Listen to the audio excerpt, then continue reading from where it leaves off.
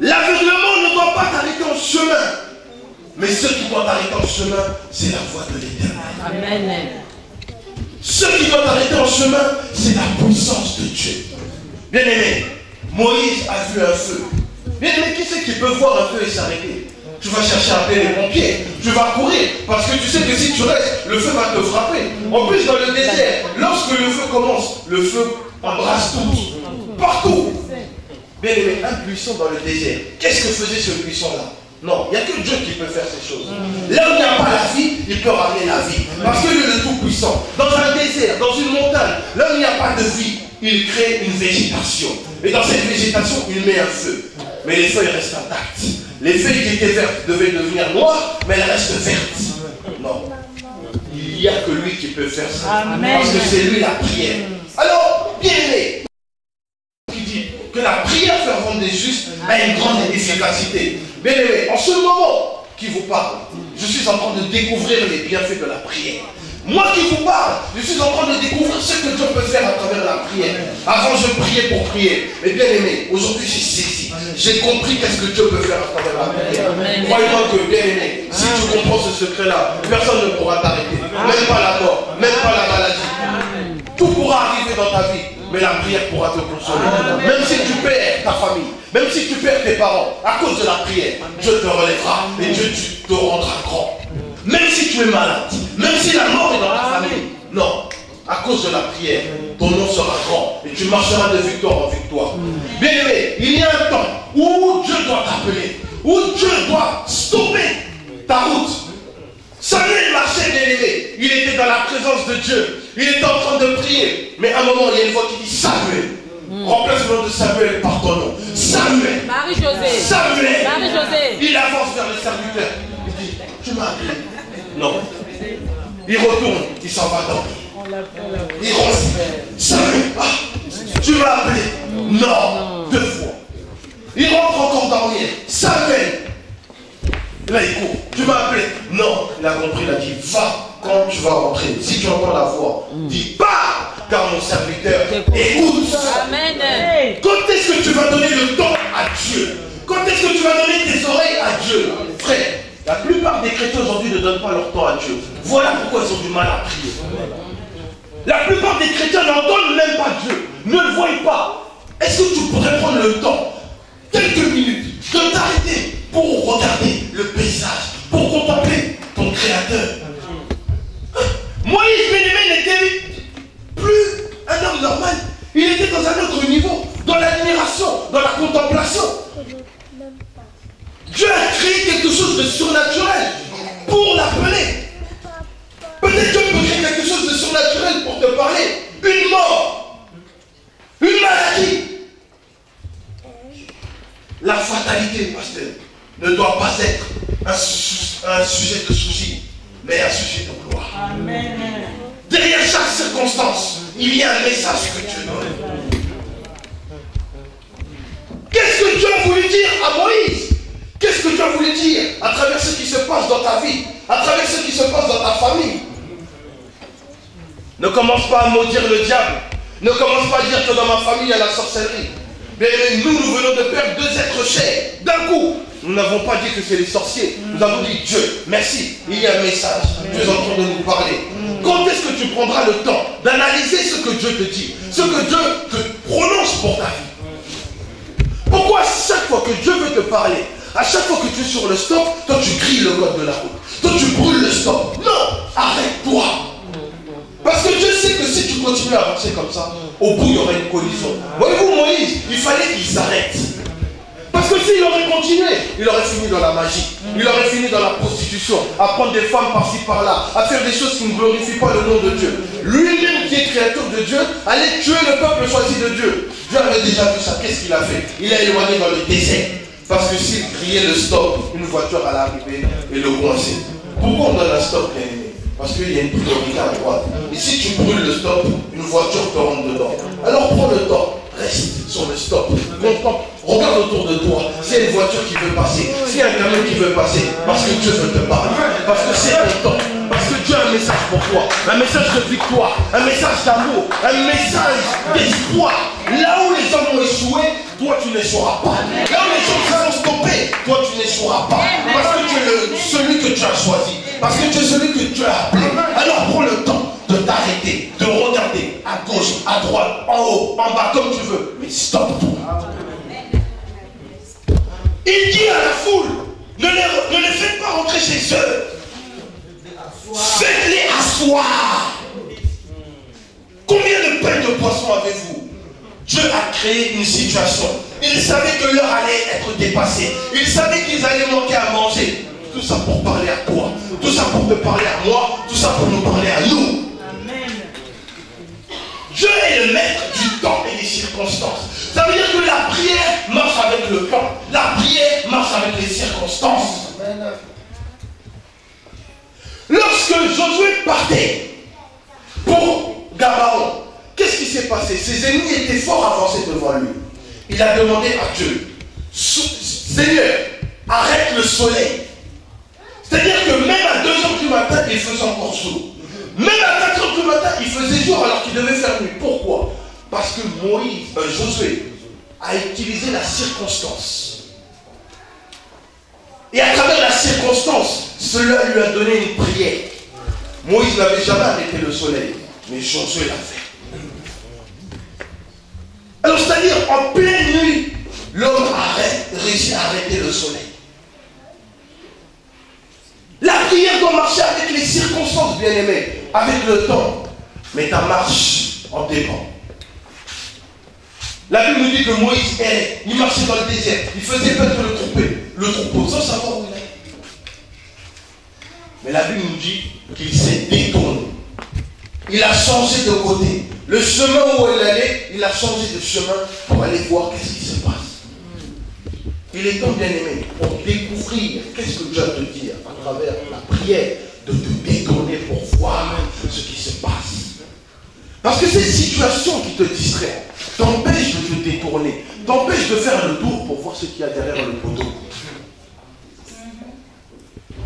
Ces situations qui t'empêchent de dormir jour et nuit t'empêchent de te détourner pour voir ce qu'il y a derrière. Moïse était devenu un homme normal. Il était encore dans les soucis, il se contrôle avec les troupeaux. Il a donné des noms aux troupeaux. Marie-Jeanne, Sophie, Jean, Paul, Isaac. Il était là. Moi, qui étais un prince, j'ai tué. Il était dans les soucis. Moi, j'avais plein d'argent. Des femmes partout, de l'or. Je faisais ça. Tout le monde était à mes pieds. Bien-aimé, ne regrette pas le passé. Ne regrette pas ce que tu as pu vivre. Mais projette-toi vers l'avant. Amen. Il était dans la distraction, il suivait le troupeau. Mais à un moment, Dieu a vu que non. Stop. Il a dit qu'il a détourné. C'est le temps, bien-aimé, aujourd'hui, maintenant. Tu vas changer de destination. Changer d'endroit. Peut-être tu devais aller à Babylone, mais rentre à Jérusalem. Si ton chemin est destiné vers Babylone, non, prends ton temps, arrête-toi pour voir ce qui se passe.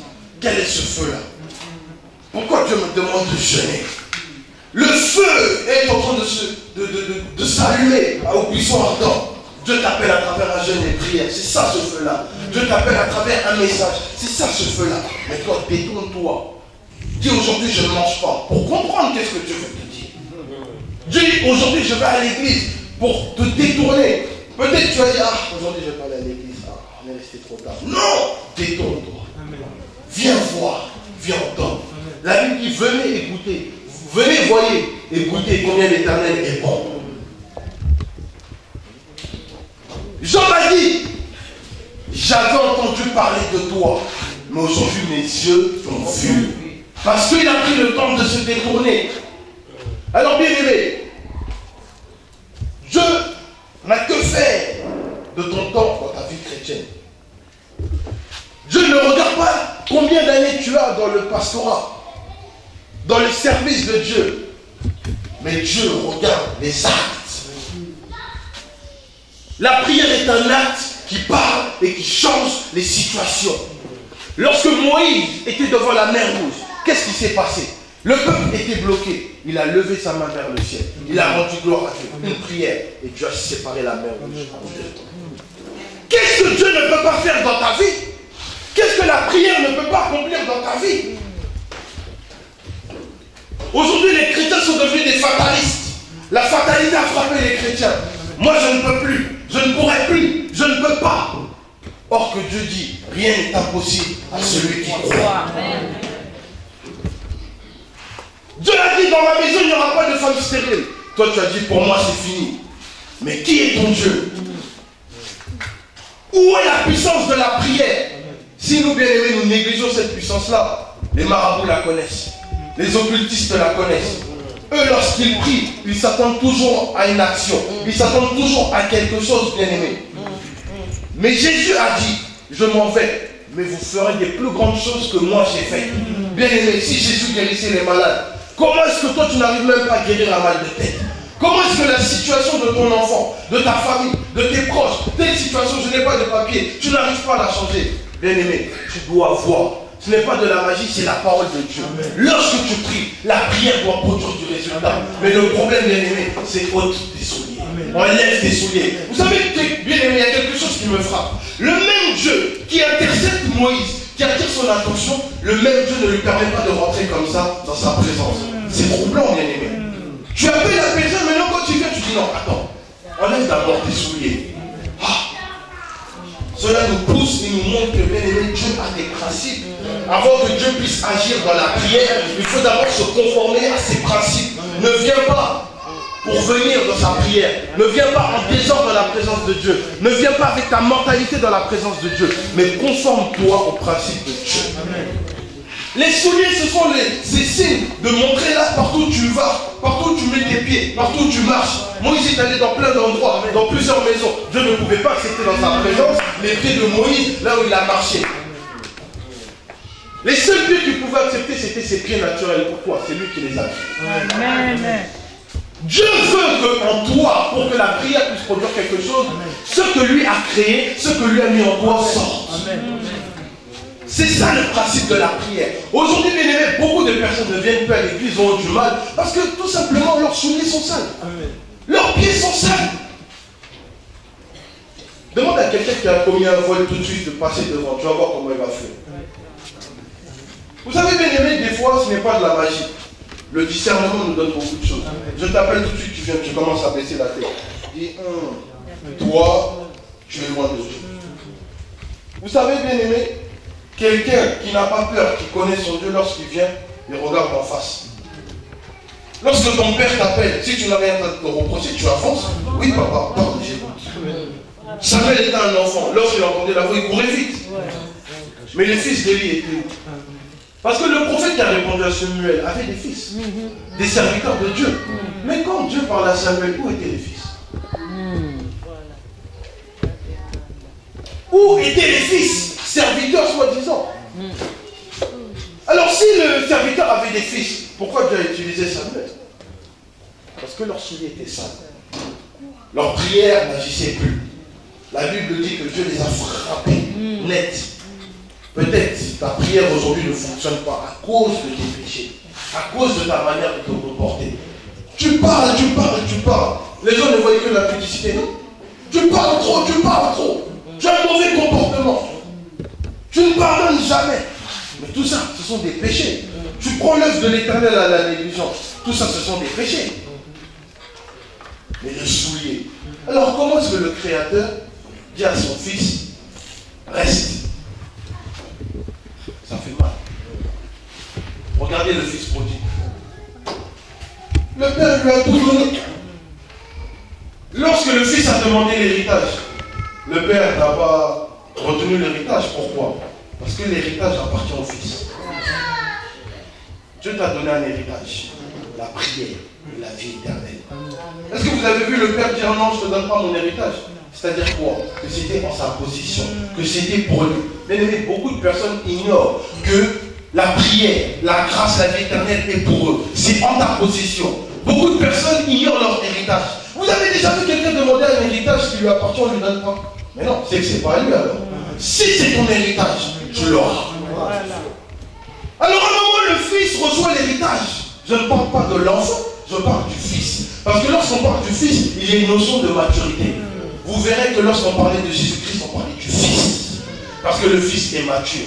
Le Fils est celui qui est proche du Père. Pour que ta prière soit exaucée, reconnais ton héritage et sois proche du Père. Il se retrouve à un moment, il a dépensé tout son argent, il a fait n'importe quoi. Comme toi et moi, parfois, Dieu nous donne. Nous le dépensons n'importe comment. Dans les critiques, dans les disputes, nous perdons tous les dons, tous les talents que Dieu nous donne.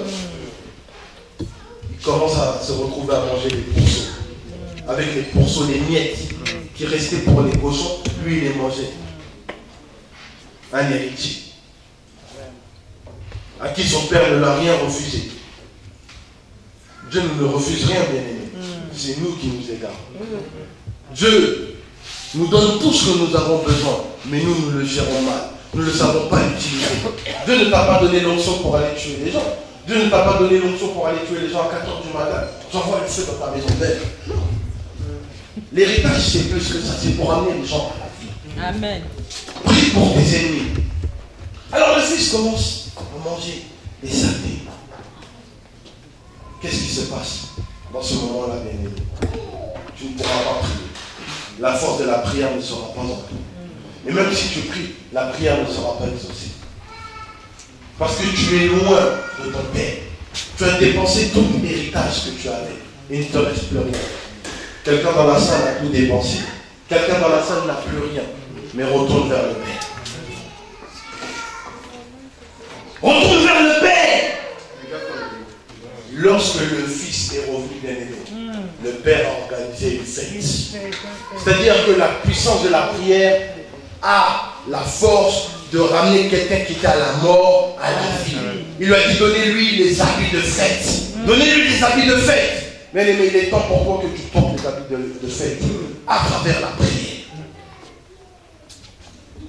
Je change les situations, bien-aimé, à travers la prière. Il est arrivé